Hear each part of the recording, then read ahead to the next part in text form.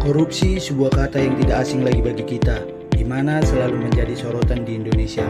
Pada kesempatan kali ini saya akan membahas topik yang pernah sebelumnya kita dengar, namun memiliki banyak aspek penting yang perlu kita pahami lebih dalam, yaitu kasus korupsi pengelolaan dana pensiun di PT Asabri.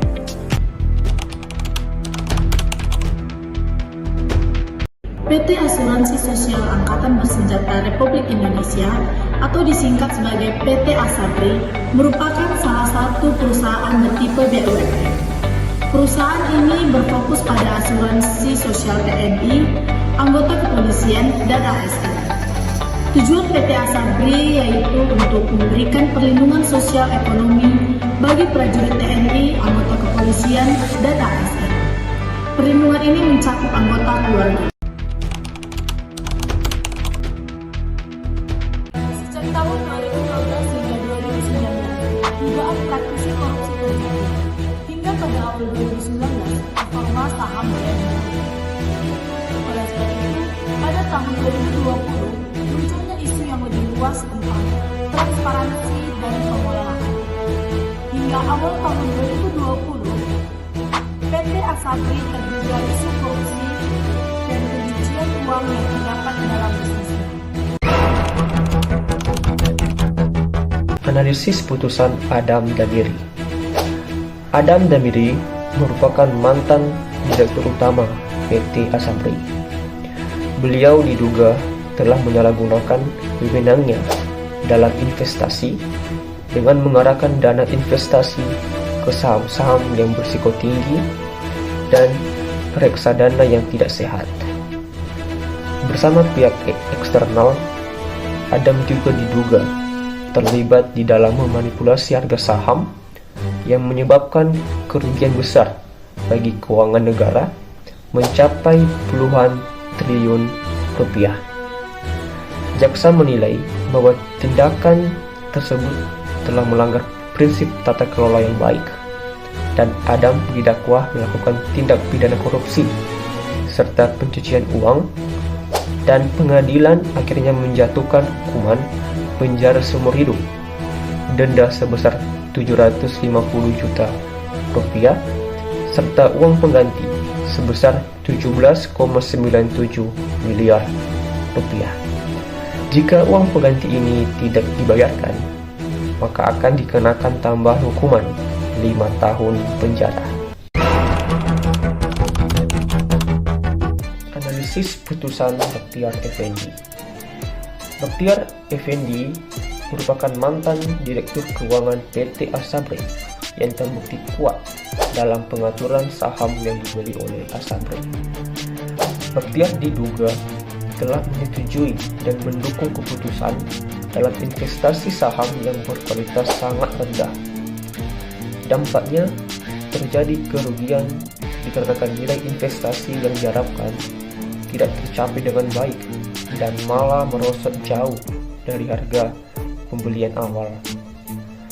Jaksa mendakwa Bakhtiar dengan tuduhan korupsi dan pencucian uang dan dianggap menyalahgunakan wewenangnya dalam mengelola dana investasi. Pengadilan menjatuhkan hukuman penjara seumur hidup, denda 750 juta rupiah, dan subsidiar 6 bulan kurungan, dan uang pengganti senilai 453 juta rupiah.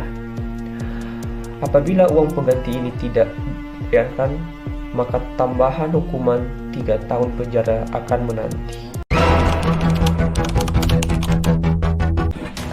Analisis putusan Beni Cokro-Saputro. Beni Cokro-Saputro adalah seorang pengusaha dan komisaris PT Hanson International Tbk. Beni terlibat dalam praktek goreng saham, yaitu dengan menaikkan harga saham melalui transaksi tidak wajar, kemudian menjual saham tersebut kepada Asabri dengan harga lebih tinggi. Beni didakwa dengan tindak pidana korupsi. Selain itu, jaksa juga menuduhnya melakukan tindak pidana pencucian uang.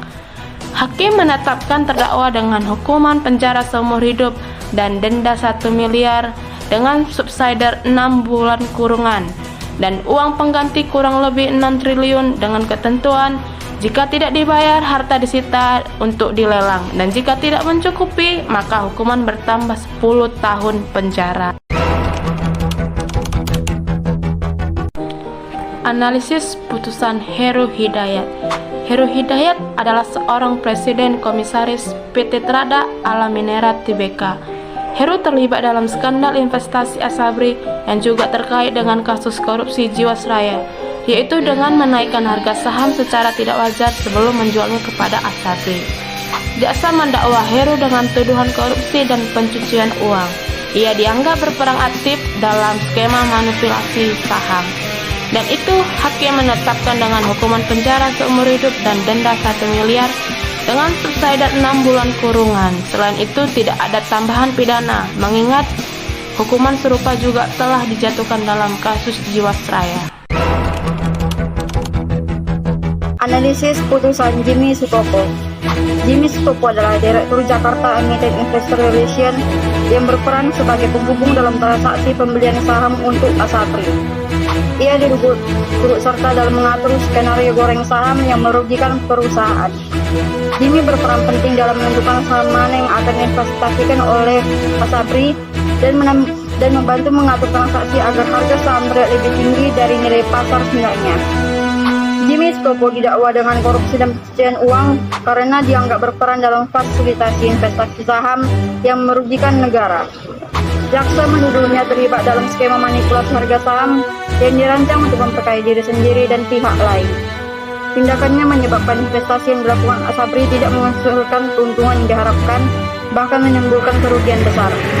Dengan itu, pengadilan akhirnya menjatuhkan hukuman penjara selama 20 tahun dan denda sebesar 1 miliar rupiah dengan subsidi 6 bulan kurungan, serta uang pengganti sebesar 314 miliar rupiah yang jika tidak dibayar, harta akan disita dan jika tidak mencukupi, akan diberikan hukuman tambahan 7 tahun penjara. Analisis putusan Lukman Purnomo Sidi. Lukman Purnomo Sidi adalah seorang mantan Direktur Utama PT Eureka Prima Jakarta Tbk. Ia terlibat dalam pengaturan investasi saham yang tidak layak dan berkualitas rendah. Lukman turut serta dalam skema manipulasi saham yang menyebabkan kerugian bagi Asabri. Ia diduga berperan dalam memberikan rekomendasi dan keputusan investasi yang akhirnya menjerumuskan dana investasi ke dalam aset yang bermasalah. Jaksa mendakwa Lukman dengan tindak pidana korupsi dan pencucian uang karena terlibat dalam skema yang menyebabkan kerugian negara. Lukman dianggap menyalahgunakan kekuasaannya dan bekerja sama dengan pihak lain dalam mengatur investasi yang tidak sehat, yang berdampak negatif bagi keuangan perusahaan dan negara. Pengadilan akhirnya menjatuhkan hukuman penjara selama 18 tahun dan denda sebesar 1 miliar rupiah dengan subsidi 6 bulan kurungan, serta uang pengganti sebesar 2,03 triliun rupiah yang jika tidak dibayar harta akan disita dan jika tidak mencukupi, maka akan diberikan hukuman tambahan 5 tahun penjara. Kesimpulan dari